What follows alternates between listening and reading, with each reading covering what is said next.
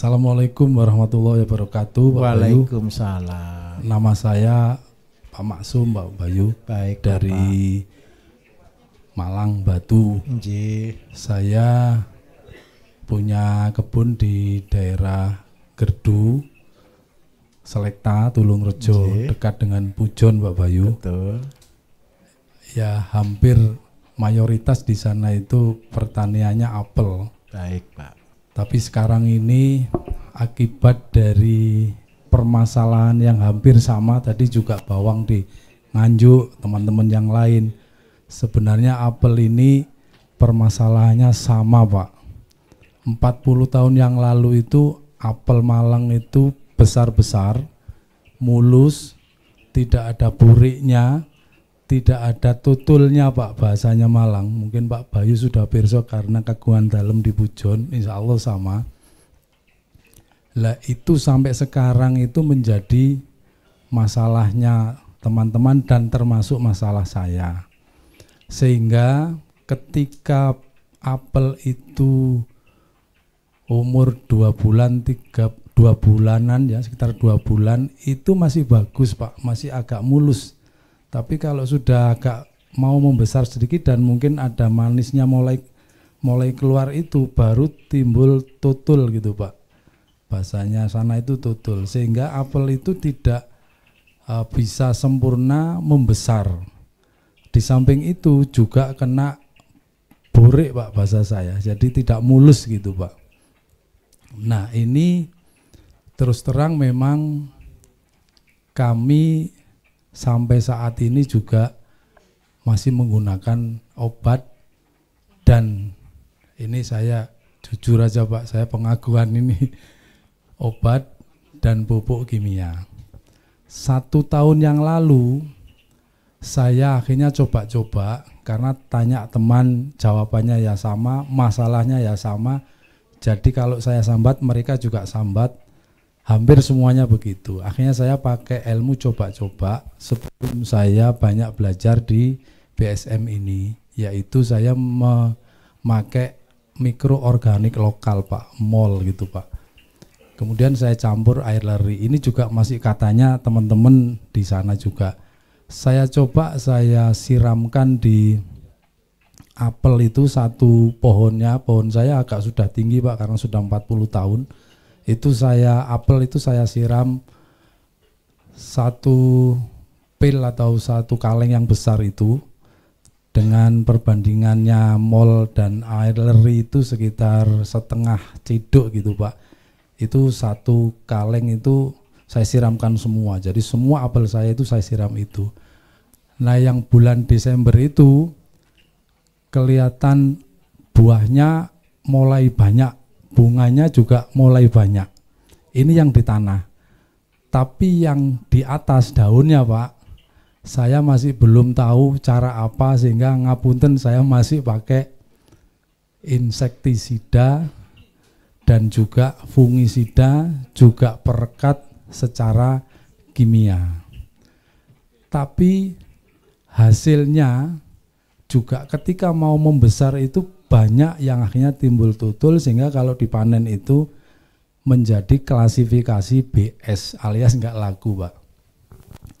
Nah, akhirnya saya panen aja, dan yang saya panen ternyata panen apel busuk, ada kurang lebih 1 ton ada, Pak. Itu numpuk sampai sekarang. Dan mulai Desember sampai sekarang saya tidak melakukan apa-apa. Jadi apel ini saya biarkan istirahat dulu, Pak. Jadi saat ini mungkin apel ini sakit. Saya menunggu dari hasil saya mendapatkan pencerahan dari bapak-bapak di sini, termasuk Bapak Bayu yang terhormat. Itu nanti ketika saya pulang dan saya sudah siapkan untuk pupuknya, pembenah tanahnya, walaupun belum jadi sempurna, saya akan start mulai organik semuanya. Pengalaman dari Nun Sewu itu tadi, dari mikroorganik lokal itu kok sudah ada perubahan, barangkali dengan lebih lengkap, mulai dari hortinya, kemudian pupuk ZPT-nya, fungisida, insektisida secara organik, mudah-mudahan nanti ada perubahan yang luar biasa. Jadi mohon pencerahan Pak Bayu, apakah ini nanti saya masih ada harapan untuk saya lanjutkan apel, karena terus terang juga beberapa sudah saya tebangi dan saya ganti jeruk, stroberi, dan sebagian tanah saya bangun rumah Pak, jadi saya sewakan. Nah ini kebetulan namanya juga saya ada julukan Omah Kebun Apel, sehingga kadang kalau ini saya habiskan semua jadi apelnya hilang Pak, kesannya nanti hilang. Jadi tinggal jadi gitu Pak, ngapunten sedikit curhat. Begitu saja Pak Bayu. Baik. Mohon pencerahan, matur nuwun. Assalamualaikum warahmatullahi wabarakatuh. Waalaikumsalam. Bapak Ibu, saya sedikit cerita. Apel itu manja itu di Indonesia Bapak Ibu. Fair, saya mau katakan.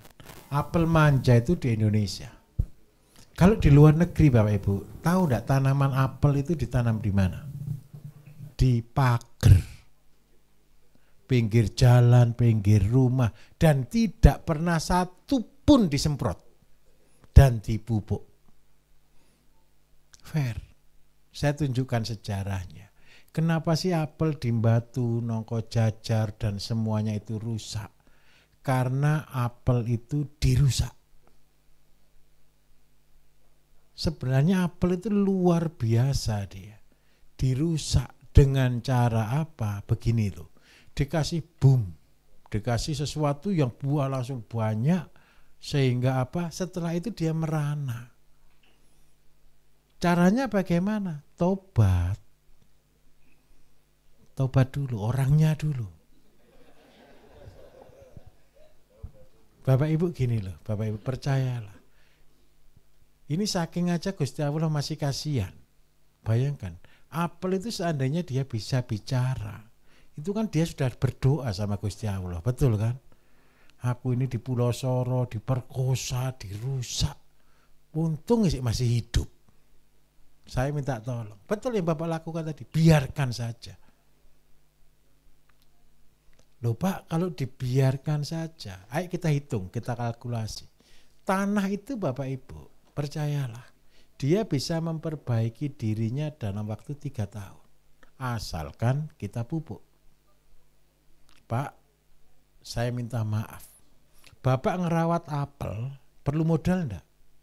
Kalau hasilnya BS, untung atau rugi Pak? Sangat rugi. Bagaimana seandainya saya tawari Bapak dengan cara yang bagus? Apelnya enggak perlu dirawat Pak. Saya cuma minta tolong pulihkan dulu tanahnya. Setelah dipulihkan tanahnya, biarkan apel itu 3 tahun dia hidup dengan gayanya. 3 tahun. Setelah itu Bapak akan lihat keajaiban. Begini loh Bapak Ibu. Pernah dengar enggak doanya tanaman? Ini di Karo, saya cerita di Karo. Pernah tahu Karo? Yang di atas ya di Kaban Jahe ya, di Sumatera Utara sana. Di Kaban Jahe itu seluruhnya itu tanaman jeruk. Dan jeruknya number 1. Hari ini, bukan hari ini, 4 tahun, 5 tahun lalu, semua rusak. Gara-gara apa? Nyemprotnya itu sudah siapa yang jual obat paling mahal dibeli. Bukan pakai biasa, pakai drum. Jadi isinya jeruk itu racun semua. Terus habis gitu dijual loh Bapak Ibu. Kira-kira Gusti Allah nelongso ndak lihat kondisi itu. Tanamnya berdoa gini, saya besok tak mogok aja ndak mau buah. Daripada saya ngeracuni orang. Itu tanamannya kalau dia boleh berdoa. Betul atau tidak? Dulu buahnya besar, manis. Manusia kurang hebat lagi. Bayangkan. Gara-gara jeruknya ndak manis. Yang dipakai mupuk itu pemanis buatan Bapak Ibu. Sehingga biarpun buahnya jeruknya kecil, manisnya minta ampun. Bayangkan tanamannya disemprot dengan pemanis buatan. Pemanis buatan itu begitu dihisap langsung manis loh Bapak Ibu. Semangka juga sama, melon juga sama. Kalau kepengen melonnya Bapak Ibu manis, semangkanya manis sekali, kasih pemanis buatan. Habis gitu batuk semua yang makan Bapak Ibu. Betul atau tidak? Ayo Bapak percaya atau tidak? Saya ajak tobat. Biarkan tanaman kembali kepada dirinya sendiri, yang pertama. Terus yang kedua, tanah yang rusak kita pulihkan. Seandainya Bapak Ibu punya tanaman nih, tajuknya di sini sampai 1,5 sampai 2 meter, berarti totalnya 2 meter. Berarti pupuk yang diberikan berapa? 2 meter dikalikan 0,1, ketemu 200 gram. Bapak tadi kan masih punya 1 ton, masih ada Pak apelnya Pak? Yang BS. Nah, minta tolong. Ayo 1 ton tadi di blender semua Pak. Bapak blender semua, Bapak hancurkan semuanya, bilang ke pohonnya, saya minta maaf, sekarang tak kembalikan lagi yang rusak-rusak kepadamu. Tolong dimakan dulu, gitu ya Pak ya. Ini saya berguru karena malam Bapak Ibu, beda ketiduran di sini gitu loh maksud saya. Apel juga kepengen makan apel. Jeruk makan jeruk. Jadi setelah dikasih apel tadi Pak, prosesnya sepele. Jadi begini, Bapak akan punya 1 ton nih. 1 ton itu berarti kita hitung ini adalah 20% dari bagian proses. Kemudian Bapak kalau enggak punya air kelapa bisa pakai air cucian beras. Kalau enggak punya air cucian beras, pakai beras di air biasa dicampur dengan dedak padi 2,5%. Jadi kalau ini 1.000 itu adalah 20%, berarti Bapak jadikan pupuk 5.000 liter Pak. Terus habis gitu setelah jadi, Bapak punya berapa pohon Pak? 1.000 pohon. Karena ini jadi 5.000 berarti setiap 1 pohon kebagian 5 liter. Enggak perlu dihancurkan, enggak apa-apa. Itu aja dikembalikan sambil bilang Pak ya, saya minta maaf, tolong berbuah lagi yang baik, tak kembalikan apa yang sudah saya ambil. Bapak Ibu percayalah, tanaman itu dengar kata-kata kita. Jangankan tanaman, ternak aja dengar kata-kata kita tidak? Dengar. Saya punya ayam, saya panggil gini datang. Orang pelihara burung merpati aja dipanggil gini bisa datang, betul atau tidak? Tanaman juga sama, dengar suara kita. Mungkin tahun pertama belum bagus, tapi saya jamin Pak, tahun yang ketiga pasti pulih. Terus yang kedua, setelah tanahnya dikembalikan dengan pupuk yang ada tadi, Bapak mulai membuat ZPT. Bahannya dari mana? Begini, banyak orang tidak mau gunakan tenaga orang untuk membersihkan rumput, betul atau tidak? Karena apa? Biayanya mahal. Mereka lebih senang dengan pakai herbisida. Alasannya lebih murah. Saya minta tolong, kalau membersihkan rumput bahasanya dirubah. Kalau Bapak Ibu mengambil sesuatu untuk diolah jadi sesuatu, itu biarpun mahal kan dilakukan, betul atau tidak? Jadi Bapak membersihkan rumput, suruh orang cabuti rumput Pak, jangan dibuang sedikit pun. Tapi rumput yang ada di bawahnya pohon, di sekeliling kebunnya Bapak pilih ada 3. Yang pertama, rumput yang rusak tolong dipinggirkan, rumput yang bagus tolong dikumpulkan. Olahlah jadi ZPT. Dan percayalah, ini adalah pupuk terbagus untuk tanaman Bapak. Yang rusak tadi Bapak buatkan seperti kompos ini. Jadi namanya 1 kali 1 rumput-rumput sisa. Rumput sisa ini ada akar, ada batang, ada daun. Bapak taruh di sini kan campur dengan tanah kan rumput cabutan. Campur di sini siram dengan air leri. Syukur-syukur kalau Bapak mau sudah membuat pembenah tanah. Ini semprot dengan pembenah tanah. Terus kasih air, semprot lagi. Supaya semua yang baik akan tumbuh di sini. Pupuknya pakai ini besok. Terus yang kedua, rumput-rumput yang tidak dimakan apa-apa, yang daunnya hijau, yang warnanya bagus, Bapak olah jadi ZPT. Semprotkan ke tanaman karena tidak dibuahkan, semprotkan tiap bulan sekali. Tahun ketiga, sebelum tahun ketiga, setengah tahun sebelumnya lakukan pruning. Sudah biasa Pak ya, pruning ya. Kalau perlu ditarik, di pruning semuanya. Setelah di pruning, Bapak semprot terus ya dengan ZPT tadi, baru disemprot KCL. Nanti Bapak akan panen. Terus Pak, supaya tidak dihinggapi serangga, tidak burien dan buahnya besar-besar, apa yang harus dilakukan? Serangga itu tidak suka dengan yang berbau. Bapak tadi sudah membuat ZPT, insya Allah tanamannya Bapak Ibu nggak akan didatangi lagi oleh serangga. Terus yang kedua, Bapak Ibu perlu sesuatu yang berbau, supaya lalat buah tidak datang. Lalat buah itu tidak suka dengan yang baunya busuk. Lalat buah itu sukanya dengan yang berbau manis. Saya minta tolong. Kalau Bapak Ibu buat ZPT yang dengan konsep anaerob tertutup, itu pasti harum atau tidak? Ketika itu disemprotkan, yang datang justru banyak. Karena dipikir ada madu, ada manis. Sehingga dia berkembang. Lawannya itu pakai apa? Buatkan ZPT dengan konsep aerob, terbuka, dioksidasi. Semua yang dioksidasi baunya tidak enak. Kalau disemprot dengan yang cara dioksidasi tadi ZPT kita kan dioksidasi kan, supaya apa? Tidak jadi harum. Supaya apa? Serangga enggak datang. Terus carikan lagi yang tanaman berbau khas. Contoh kulit jeruk, apelnya tadi bisa diproses seperti ini Pak. Yang terjadi nanti Bapak Ibu ketika lalat buah, serangga apapun datang, ini kan gara-gara ditempeli serangga kan, sehingga dia langsung macet dan berkembang jamur dan sebagainya kan. Ketika lalat buah ke situ dia bersin, gitu loh Bapak Ibu, minggir lagi. Ini buah kok rasanya ndak enak. Saya kasih trik lagi, carilah buah-buah yang paling tidak disenangi dengan lalat buah. Contoh, di kota-kota Bapak Ibu, minta maaf, sekarang penghijauan pakai buah yang bulat-bulat, namanya buah apa?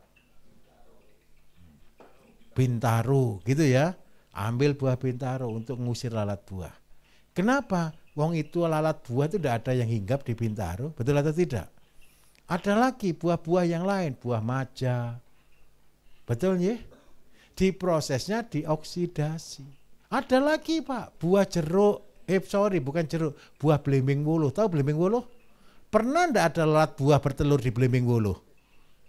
Mati dia karena kecut. Gitu ya. Nah, cari tanaman-tanaman yang tidak disenangi. Setelah itu dapat disemprotkan. Pak, karena musim hujan supaya dia awet, nempel di situ, kasih lem. Lem pertanian. Lem pertanian terbagus apa Bapak Ibu? Namanya asap cair. Kenapa asap cair itu lem pertanian terbagus? Coba bayangkan. Kalau namanya asap, serangga berani dekat enggak ke asap? Enggak berani. Dia pasti takut terbakar. Wah, ini baunya asap, nanti terbakar saya. Saya minta maaf saya sambil bergurau ya Bapak Ibu ya. Biar enak gitu loh. Orang Indonesia itu kalau diceritani seneng. Jadi minta maaf Pak. Jangan lihat ini jadi beban. Bapak lihat dengan bersyukur, niatnya saya mau tobat, saya mau berusaha yang benar. Insya Allah tanamannya akan bertepuk tangan, hore, jerakanku tidak menyakitiku lagi gitu. Iya, mari. Tenang saja dulu. Belum sampai di situ kan? Dosisnya kalau pakai gunakan ZPT 250 mili per tangki. Kalau gunakan asap cair sebagai perekat 50 sampai 100 mili per tangki. Makanya saya sampai heran Bapak Ibu, sekarang ada mesin diasap, di fogging gitu ya. Ngapain kok enggak buat asapnya aja disemprotkan di tanaman? Pernah megang asap cair enggak Bapak Ibu? Bukan, pernah kena asap enggak? Kalau sudah kena asap kira-kira baunya berapa lama hilang? Lama. Kalau enggak disapu enggak hilang itu. Apalagi nempel di baju yang ada pori-porinya. Baunya enggak hilang-hilang. Betul Pak? Bisa dipahami? Tolong, saya minta tolong Bapak lakukan. Insya Allah 3 tahun ke depan akan panen. Terus kalau buah dalam waktu 3 tahun ambil, kasih lagi ke dia, tak kembalikan lagi. Oh dia bahagia nanti Pak. Paham ya?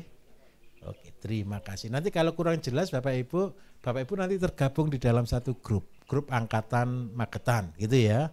Nanti bisa tanya di grup itu. Kalau seandainya nanti biasanya ada ditawari 2 Pak Bambang, di grup Magetan sama grup alumni, itu yang nasional. Tapi saya ngeri, setiap hari saya membaca WA-nya kan ratusan Bapak Ibu. Kalau sudah ketumpuk saya 6 jam, saya Bapak Ibu kan lihat saya tidak pernah bawa handphone kan? Karena saya tidak punya handphone Bapak Ibu. Jadi kalau saya lihat itu kadang-kadang sehari bisa 400 gitu, ya minta maaf. Yang pertama kan tidak mungkin kebaca Bapak Ibu. Jadi saya minta tolong, nanti saya kasih trik gitu loh.